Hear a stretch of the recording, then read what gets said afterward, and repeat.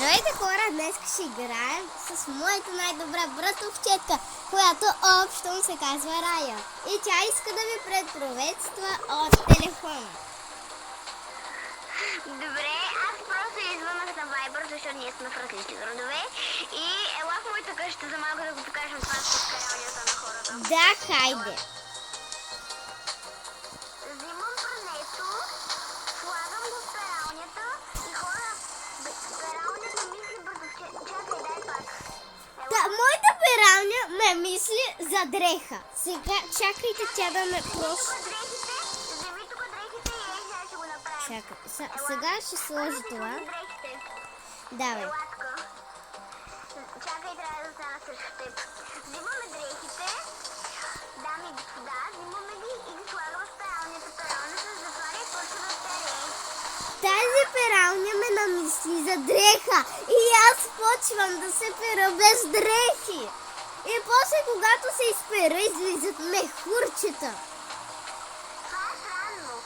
Аз все още имам малки перални, защото съм малко по-сладичка, но нищо, защото все пак ще се забавя. 35, 34, 33, 32, 31, 30, 29, 28, да?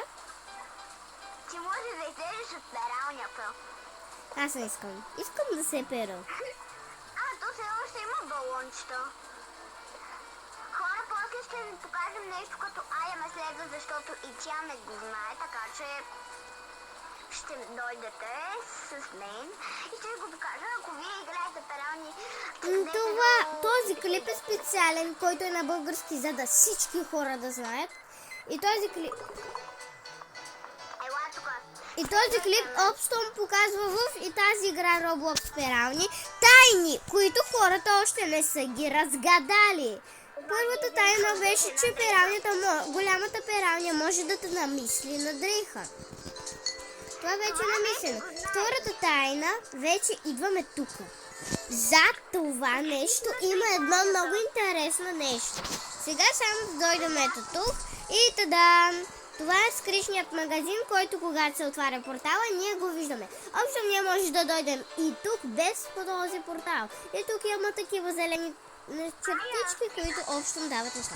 Значи, ако влезеш вътре, тук е много готино, защото има странни неща. Общо, да. Айде да се връщаме и да показваме третото ни нещо.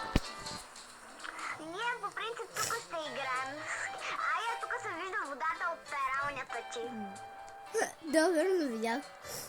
Значи, първо чакайте да си взема парите. Лайкнете това видео, абонирайте се за канала, това е най-готиния канал. Да, и общо запомнете, моя канал беше Ая Кошечка, така че следващите видео продължават на руски. Но първо искам да видим с вас какво ще ми се падне. Например, животно, някой от златните. Най-накрая не ми се падна пилето. Ужас. Общо аз съм с малко силен герой. Например, аз общо съм с Елена. Ето го. Когато тя снима с мен, видеята ще бъдат на български, защото аз не мога да говоря руски, разбира се. И сега... Хора, ако имате малки перални, може пак да се изперете в тях. Общо да. Да. Искам пак да се помисля на дреха. Сега това влизам в работа. Аз влизам в... Айде влизай с пералня, сперем. Ние с братовчетка ми се перем заедно в моята пералня. И то голяма пералня. В момента даже се съсипваме. Странно.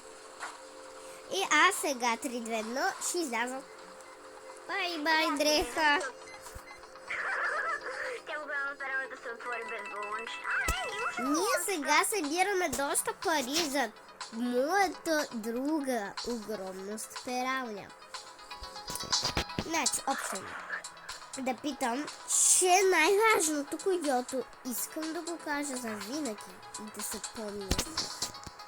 Виждате този знак? Когато падне ракета, просто не си мислете, че това е само паднала ракета. Това е ракета, която дава дрехите много силни. И когато те са в голяма пералня или в много голяма пералня, те стават много силни и вие можете да вземете дрехите и да получите 100 милиона пари. Тъй, че, моля ви, когато дойде бомбичка навънка, бързо се прибирайте вътре и събирайте космите на дрехите. Тогава вашето, например... Сега идва самолет. Вие, когато виждате самолет, излизате веднага и си избирате куфърче. Защото самолетът за вас е важен и той пада с такива куфърче. Погледнете, такова е камерата нагоре, хората да видят те, които падат. Вътре има милион много добри дрехи. Защо? Добре, тогава аз съм по средата. Аз съм тук. О, червено имаше. И при мен имаше червена. Добре, сега взимаме всичките дрехи. Хора, всички дрехи са важни. Черните са обаче са най-силни, така че като има торнадо, първоначално стойте по къщите, за да може да не ви откраднат пералня. За това ви препоръчвам, като видите знак долу на лилаво порталче, моля ви стойте по къщите, защото могат да ви вземат пералня. Но когато пускат дрехи, моля ви вземете ги, много силни неща дават, така че ви препоръчвам. Да, и сега събрахме още 50 диаманта или пак с вас ще се купил геройче. Например, пак това лайно пиле ви се падна и не знам какво да кажа. Няма да си го сменявам. Хора, и аз имам пиленце, да, в момента съм с него, защото ми е най-сладко. А пък аз съм Селена, защото той ми е най-силният и ми събира поне 20 дрехи. Вижте, запомнете тази книга, доста е важна, която тази книга, като видите, тук преподават всички дрехи, които вие виждате. Например, сивите, жълтите, зелените, червените и сините. Са тези блестящи. Тук са тези, които от торнадо се появяват с червени косъмчета. Тези дрехи са силни доста. Това са златните дрехи, които дават диаманти. Тук трябва да се измисли какво, например, трябва. Просто дирайте всички дрехи. Всички са много силни и полезни за играта, така че ви препоръчваме да ги събирате всички, защото може така да получите доста пари. Общо доста много играх тази игра и събирах толкова много дрехи, че направо получих 8.46 м. Това означава, че 8 милиона и 46 съм получила. И с тези пари, милиона, съм си купила тези огромни перални. Така че ако ви трябва помощ, пишете в коментарите и аз ще ви кажа всички правила, които сте ги забрали от моя клип.